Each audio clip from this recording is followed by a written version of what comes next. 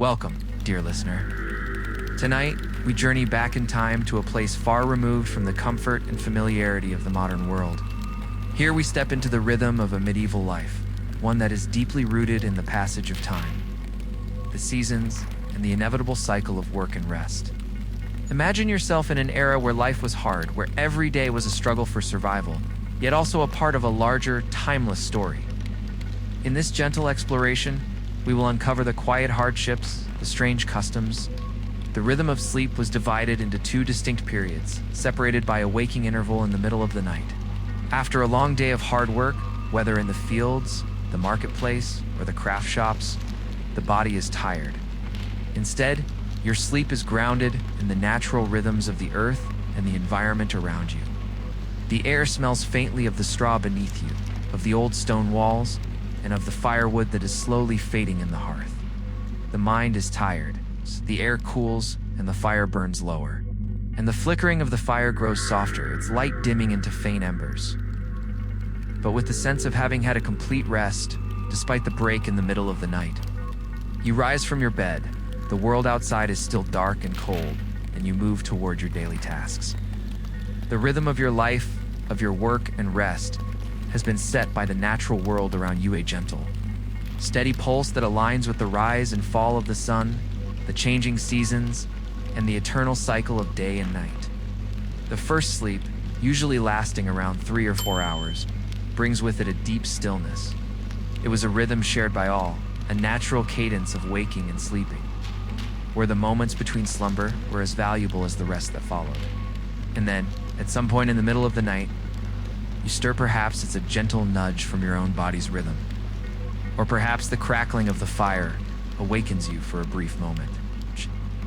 You settle into your bed, likely a simple straw pallet or a thick woolen blanket spread across a wooden frame. People of the time used this interval in various ways, sometimes to pray, sometimes to share quiet conversation, or even to read or write by candlelight. It was a time to reflect, to process the day, or to simply lie in the quiet, looking out at the faint moonlight through the window. It wasn't an interruption, but a natural pause, a moment to gather oneself before returning to the second sleep. It is not the comfort we might imagine today, but it is familiar, a constant presence in the lives of the medieval people. The body sinks into a deep but light slumber. This pattern is known as the two-sleep method, and it was the natural way of resting for much of the population until the advent of modern lighting and industrialization, and the peaceful moments of rest that made up the lives of those who lived in a world long past. As you settle into a peaceful, restful state, allow the soft cadence of this story to lull you into a sense of calm. Let go of the present moment and drift into a different time, one that is distant yet familiar. One where the simplest details of life, like the rhythm of sleep, hold great significance. The fire is now little more than embers, the room cooler and darker than before, yet you feel safe in its purity. Perhaps the distant sounds of the night are more noticeable now, but they bring no fear. The second sleep is often longer and more profound, as the body and mind fully surrender to the deep rest they crave. Now, take a slow, deep breath, the tension melt away, and imagine yourself as a part of the history we are about to unfold.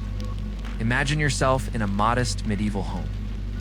The walls are made of thick stone, and a low, flickering fire crackles in the hearth, filling the air with warmth and the faint scent of wood smoke. The room is dimly lit by a few tallow candles, their light casting long, flickering shadows on the walls. Outside, the sky has already turned dark, the stars glittering through the small, high windows of the cottage. The moonlight is soft and cool, filtering through the thick curtains that keep the chill of the night at bay. Inside, it's quiet now, save for the occasional creak of the wooden beams overhead or the gentle rustling of animals in the nearby stable. The only sounds are the distant murmur of the wind outside and the low, comforting crackle of the fire. The hour has come for rest, but unlike the sleep cycles we know today, the people of this time had a very different rhythm. In medieval times, sleep was not a single, uninterrupted stretch of hours. Imagine the first sleep, as it was called, coming soon after sunset. In this time, there were no soft mattresses or pillows to cradle your head, no white noise machines or plush blankets to keep you cocooned in warmth. As you sleep, the room is still. The wind outside is quiet. The night animals have gone to rest. This waking period, lasting anywhere from 1 to 2 hours, is a strange time in the middle of the night. It was neither frightening nor unwelcome. As the night wore on, you would slowly drift back into a deeper, more restful sleep, the second sleep. In the morning, as the first light begins to creep in through the cracks of the wooden shutters, you wake again, refreshed. In the medieval world, sleep was not simply a means to refresh the body. It was an integral part of life itself, shaped by the environment, the demands of the day, and the quiet flow of time. The life of Joan of Arc, a peasant girl's rise to power as the fire burns lower. The room now seems darker, but the mind is still awake, carrying you further into the past. Imagine yourself in a small rural village in northern France in the late 15th century. The air is thick with the scent of damp earth and the faint temps of smoke from the hearth. Imagine yourself in Joan's shoes for a moment.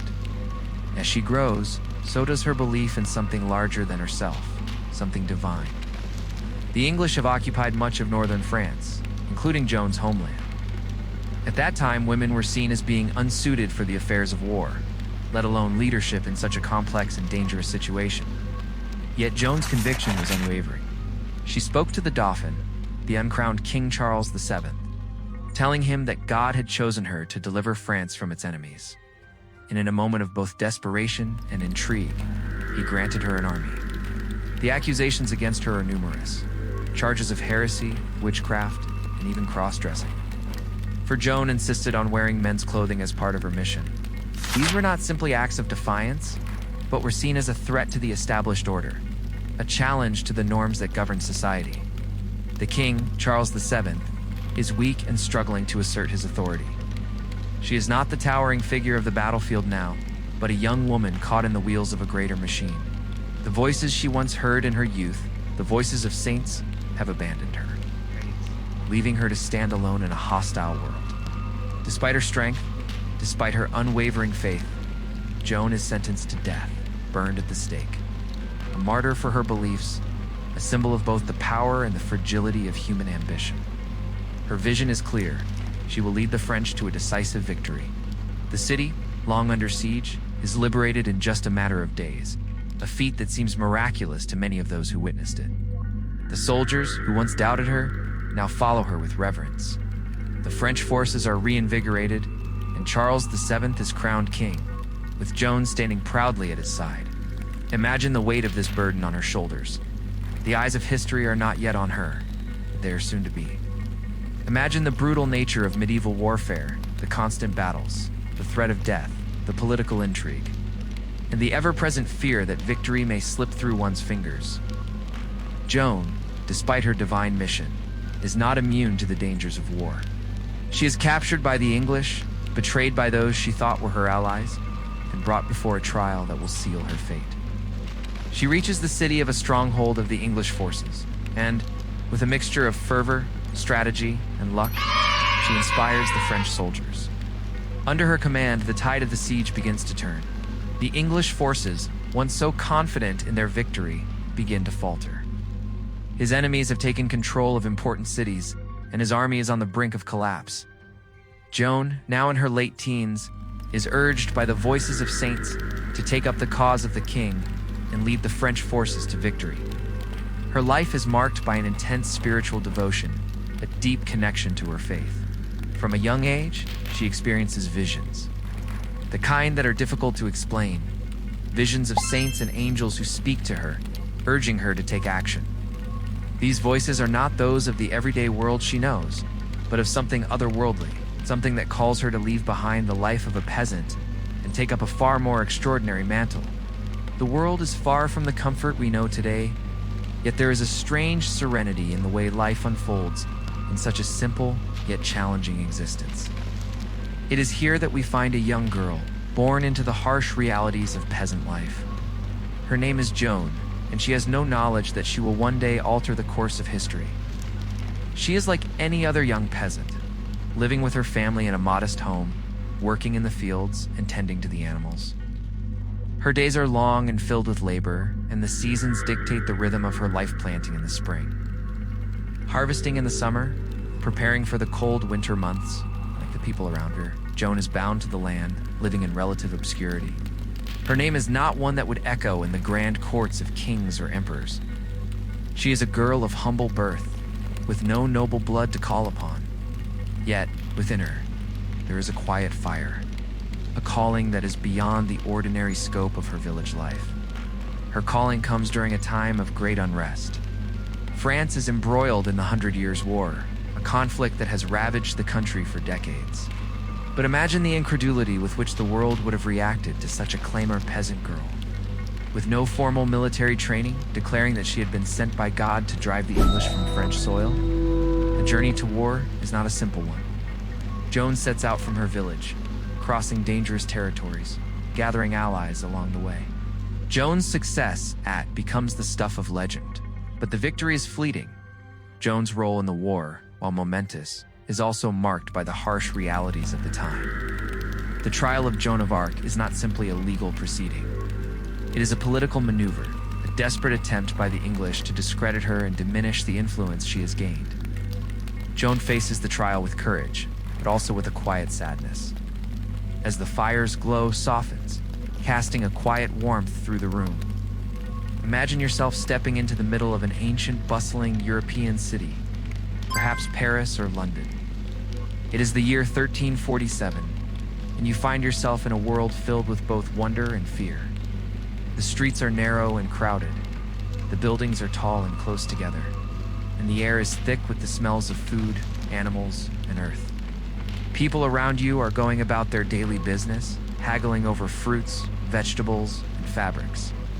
The weather is warm, and for the most part, everything seems as it always has been. But then, perhaps you notice a few individuals wearing masks or covering their faces with cloth. It seems odd, but not out of place. People start to feel unwell, complaining of fever, chills, and aching limbs. Then, the symptoms grow more terrifying. Buboes, painful, swollen lymph nodes, begin to appear under the armpits, in the groin, or on the neck. The skin turns a dark, purplish color, earning the plague its grim name, the Black Death. Soon, then once thriving streets become eerily silent as more and more people fall ill and die, often within just a few days. Some people, against all odds, manage to survive the plague.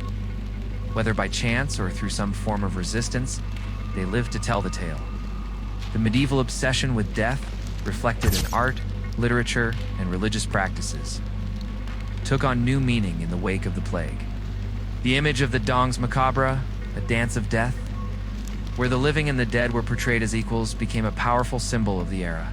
As the plague forced people to confront their own mortality in a way they had never done before, their stories are passed down through generations. And it is through their survival that we begin to understand the resilience of the human spirit. The Black Death was not just a tragedy, it was a transformation, reshaping Europe in ways that are still felt today.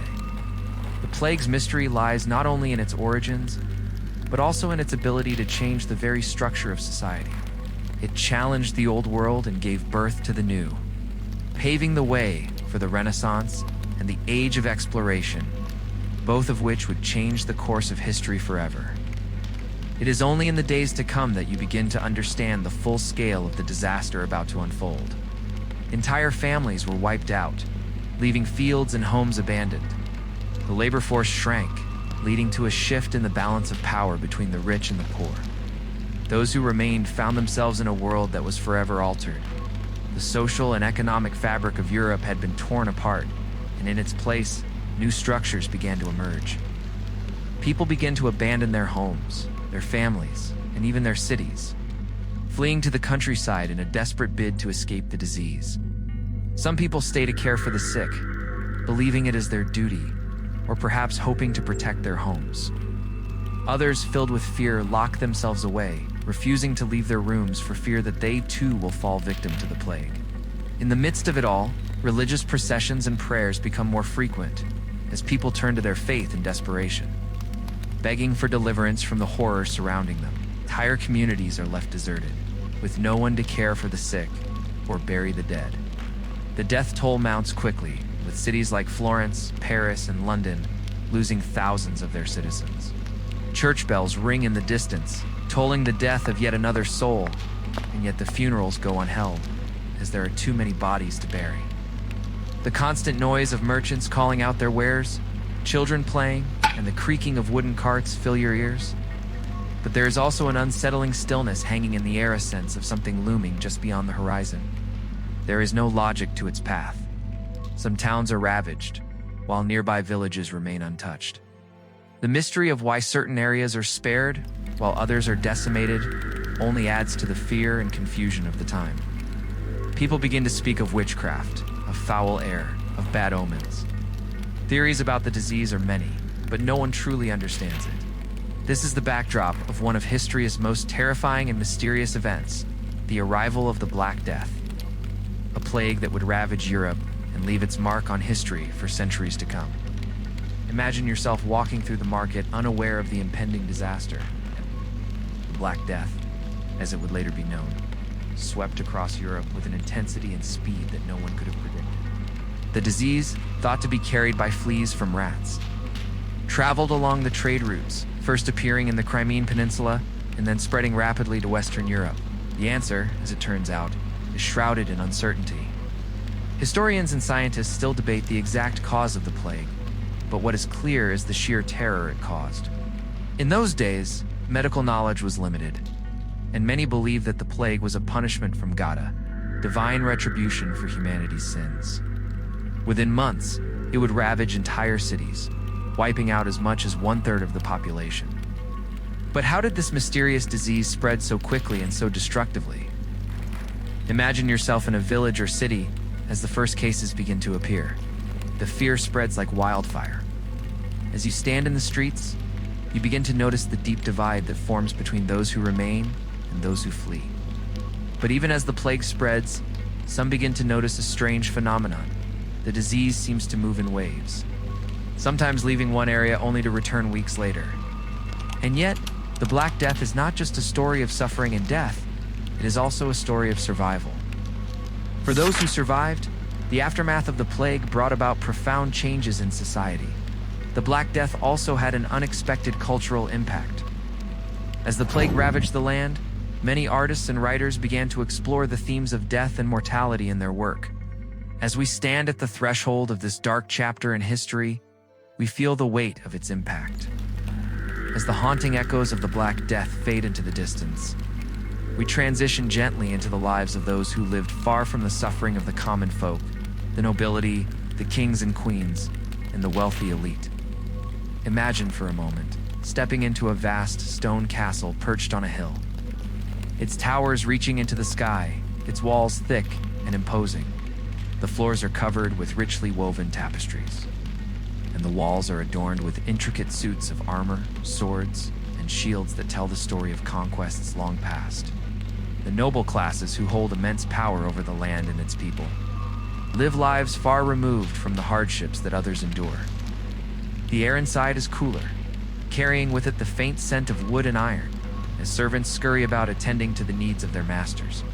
The food is abundant, and every meal is an occasion of great importance. Wealthy nobles commission the finest craftsmen to create intricate works of art-carved wooden furniture. Beautiful tapestries depicting scenes from history or myth, and elaborate stone carvings decorating the walls of their homes. The nobility of medieval society understand the power of art to communicate their status and wealth. They do so through the beauty of their surroundings. Imagine the grand tables laid with roasted meats, wild boar, venison gooses, well as exotic fruits, cheeses, and pastries that would have been unavailable to the common folk. The ruling class is constantly preoccupied with maintaining control over their lands, fending off rival families, and ensuring that their bloodline remains strong. Nobles may enjoy fine food and fine clothes, but they do not share the same hardships of the peasants. The castles, the feasts, the tournaments, they are all part of a larger system of social stratification that keeps the elite in power. While the rest of society remains locked in a constant struggle for survival, it is a delicate balance, one that is often broken by the tides of history. From the simplicity of peasant existence to the grandeur of noble courts, from the mystifying terror of the Black Death to the spiritual courage of figures like Joan of Arc, we have glimpsed a world unlike our own, but one that is woven into the fabric of history. The distance between these two worlds is palpable, one world of opulence and leisure, the other of survival and struggle. The comforts of today, the luxury of our modern lives, are built on the struggles and triumphs of those who came before us. When the quiet of the night as you lay your head to rest, you may find comfort in knowing that you, too, are part of this ongoing, timeless rhythm of life. The nobility's world of grandeur and privilege is set against the backdrop of a much harsher reality. Peasants work tirelessly in fields, enduring the constant hardships of the time. The elite's indulgence in wealth and comfort exists side by side with the suffering of the common folk, whose lives are governed by the seasons, the land, and the unforgiving nature of the medieval world. And while the elite live in relative comfort, their lives are shaped by the same forces that shape the lives of the common people, the seasons, the wars, and the inevitable rise and fall of empires. The life of a nobleman, while seemingly full of wealth and comfort, is also fraught with a constant threat of betrayal, assassination, and political intrigue. Power is fragile, and the noble class must always be vigilant. In the shadow of the castle walls, the common folk toil away, unaware of the fragile politics that shape their lives. The wine flows freely, and the sound of laughter and lively conversation fills the hall. The lavishness of these feasts contrasts sharply with the reality of life outside the castle, where food is scarce, and every meal is a struggle to obtain. The hall is large, with a high vaulted ceiling that seems to stretch endlessly above you. For them, the day is not spent toiling in fields or struggling to survive. Instead, they partake in feasts, dress in fine silks and velvets, and hold court with influential figures from other regions. Castles are equipped with private chambers for sleep and rest, unlike the simple shared rooms of the peasantry. Imagine stepping into the personal chambers of a medieval noblewoman. The room is much more than just a place to sleep. It is a private sanctuary. Rich tapestries hang on the walls depicting mythical creatures and religious scenes. The bed is large, covered with luxurious linens, and draped with heavy velvet curtains to keep out the cold. A canopy hovers above the bed, its fabric embroidered with intricate designs of gold thread. The floor is covered with soft furs to cushion the feet. Knights, lords, and ladies gathered to discuss matters of politics, war, and governance, while musicians and jesters provide entertainment to pass the time. He participates in banquets, tournaments, and other activities designed to display his prowess and reinforce his social standing. These grand affairs are not just social gatherings, they are a way for the nobility to reaffirm their power, to show the world that they are above the everyday struggles of common life. Knights compete in jousting tournaments, showing off their skill and courage in a spectacle of pageantry. The spectacle is as much about maintaining their social position as it is about sport. And the onlookers, nobles, peasants, and visitors from distant lands are all caught up in the thrill of the event. Bards sing of legendary battles, of kings and queens, and of the honor and glory that accompany power. Long wooden tables are arranged in neat rows, and the scent of roasted meats, freshly baked bread, and rich stews fills the air. The fireplaces on either end of the room crackle with warmth, their flames casting a comforting glow over the scene. The flickering light of torches casts long shadows along the hallways, their flames dancing as they illuminate the stone floors. In contrast to the cramped, humble dwellings of the peasantry, life within the walls of the castle is a study in luxury and power. As you walk through the castle, you come to a great hall, the center of activity, where the elite gather for meals, celebrations, and important matters of state. The noble class, with their wealth and status, enjoy a life of comfort and luxury that is inaccessible to the vast majority of the population. In the castles of the elite, there is always feasting. Beyond the comforts of food and drink, the elite are surrounded by a world of art and culture. The luxury of the nobility also extends to their living spaces. For the nobleman, life is a series of ceremonial duties. The nobility's world is not without its own set of pressures and responsibilities, however. Yet despite the comforts, the wealth, and the privilege, there is still a profound disconnect between the elite and the rest of society. In a sense, the nobility's luxury is an illusion, a bubble that is sustained by the labor and suffering of those below them. As we slowly come to the end of our exploration of the medieval elite's life, we are reminded of the contrasts that exist between different social classes. As we reach the end of our journey through the past, let us take a moment to reflect on the richness and complexity of medieval life. As the fires of the past flicker and fade, let us return to the present, May the echoes of history, gentle and calming, help you drift peacefully into rest. Good night.